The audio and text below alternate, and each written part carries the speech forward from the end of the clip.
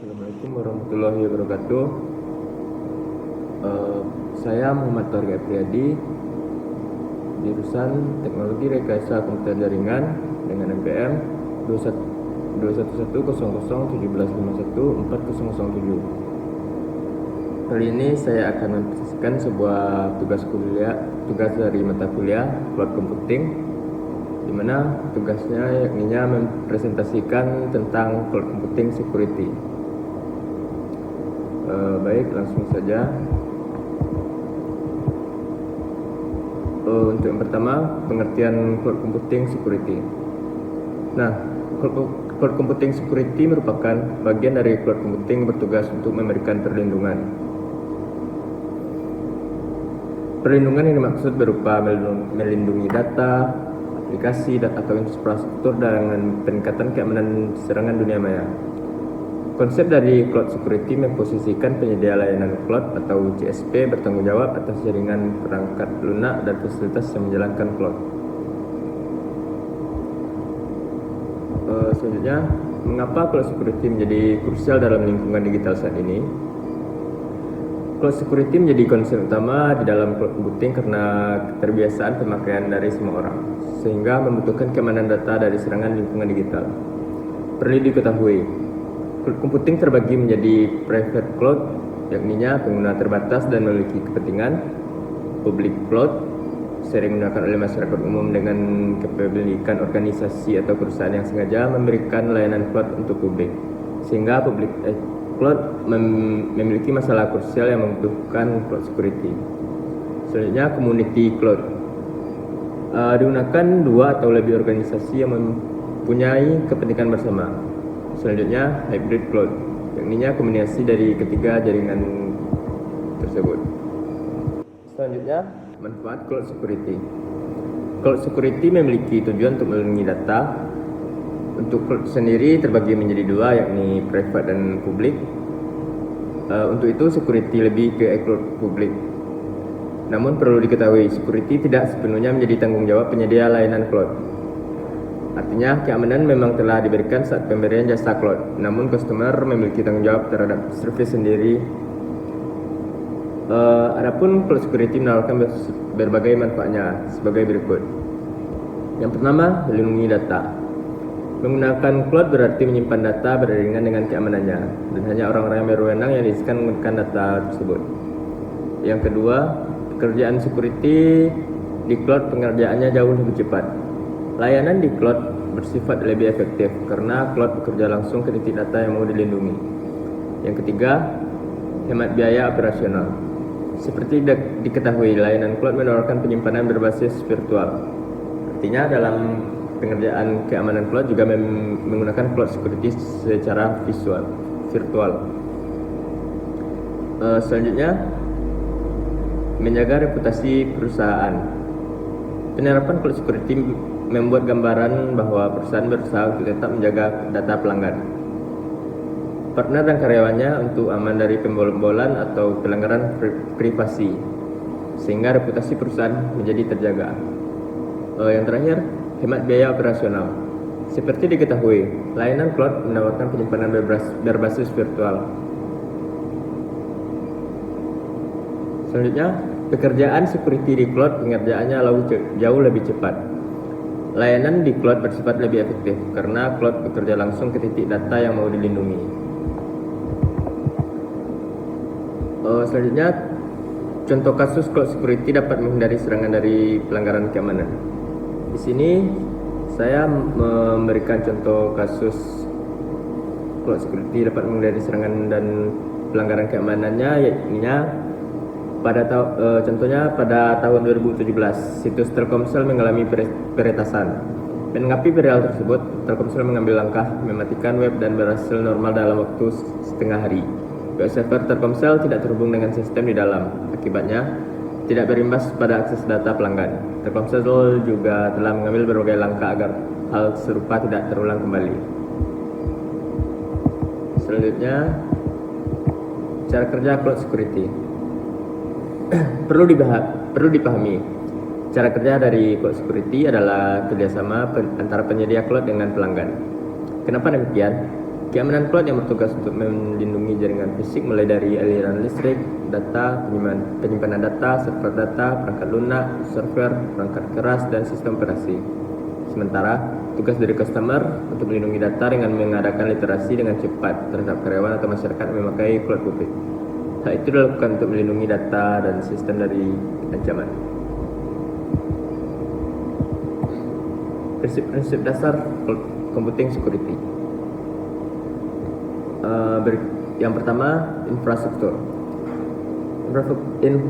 Infrastruktur sebagai layanan dengan penyedia bertanggung jawab dalam mengamankan layanan komputasi inti. Sementara, pelanggan juga mengamankan semua datanya beriringan dengan sistem operasi, tidak terkecuali aplikasi, data, akses pengguna, perangkat pengguna akhir, dan jaringan pengguna akhir. Yang kedua, platform as a service, di mana penyedia layanan cloud bertugas melindungi rantai bahasa umum, middleware, dan sistem operasi serta layanan komputasi inti. Kemudian, pelanggan bertanggung jawab mengamankan semua datanya dan sistem operasi. Yang ketiga, software as a service, yakni customer bisa mengakses perangkat lunak sesuai dengan model pemakaian. Pelanggan juga disarankan menyediakan keamanan terhadap data pengguna dan perangkat agar memperkuat sistem keamanan supaya tidak mudah dibobol. Selanjutnya, alat dan teknik cloud security. Yang pertama, manage engine endpoint DLP+, yakni melindungi data dengan cara mengotomatiskan pemindaian titik akhir untuk data sensitif bersama data perusahaan yang penting. Hal tersebut dilakukan setelah adanya identifikasi berdasarkan aturan dan dilindungi dari paparan data yang sengaja maupun tidak melalui cloud. Keuntungannya, data perusahaan hanya dapat diunggah melalui layanan cloud dari pihak ketiga saat disetujui. Sementara, proses yang digunakan untuk memproses layanan dapat diatur sedemikian rupa, serta data tersebut bisa dicatat untuk tujuan audit.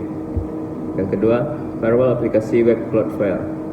Keamanan ini menggunakan perintah eksekutif, namun bisa diubah dan dikonfigurasikan oleh pengguna. Selain itu, satu server bisa mengakomodasi semua layanan, satu dashboard juga digunakan untuk mengolah semuanya. Selanjutnya, no spam. Alat keamanan email dengan cloud berguna melindungi dari phishing, spam, malware, serangan DOS. Dengan cara kerja, memungkinkan pemblokiran lengkap makro berbahaya pada dokumen Microsoft Office serta terintegrasi dengan database tanda tangan security sebagai keamanan tambahan.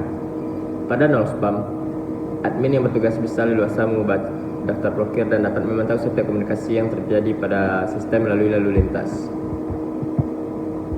Selanjutnya, contoh perlindungan seperti enkripsi, firewall, dan deteksi ancaman. Contoh enkripsi. Yang pertama, contoh enkripsi. Contohnya WhatsApp atau WA. WhatsApp menggunakan enkripsi agar bisa menjaga informasi pengguna, sebab enkripsi mencegah data dicuri dengan menggunakan algoritma yang dibuat khusus antara pengirim dan penerima pesan. Yang kedua, bentuk firewall. Bentuk firewall itu seperti mencegah user dari mengakses situs-situs yang tidak pantas, mencegah file yang terinfeksi virus masuk ke komputer atau jaringan komputer internal. Hal ini jika firewall terintegrasi antivirus dan mengetahui siapa yang mencoba membobol jaringan internal. Yang ketiga, deteksi ancaman bekerja. Ini tuh seperti mendeteksi akun yang tidak aktif atau akun yang mencurigakan. Selanjutnya, contoh implementasi cloud security. Di sini saya mengambil contohnya aplikasi Bukalapak dan Shopee. Nah, yang pertama Bukalapak. Permintaannya semakin banyak dari konsumen membuat pelaku bisnis melakukan berbagai inovasi dan perkembangan bisnis. Untuk menjaga hal itu, Bukalapak menggunakan cloud security untuk menambah keefisienan kinerja.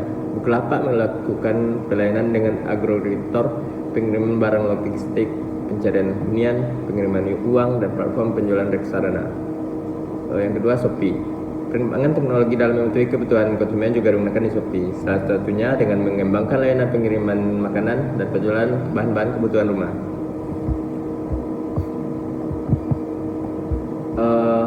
Yang terakhir, tantangan dalam cloud security. Antara teori dari praktik pemasangan dan penggunaan cloud pada aplikasi data mengalami ketidaksamaan, sehingga ditemukan beberapa tantangan untuk umum yang dihadapi dalam menjaga keamanan lingkungan cloud. Di antaranya, yang pertama, kekurangan keterampilan dalam keamanan cloud.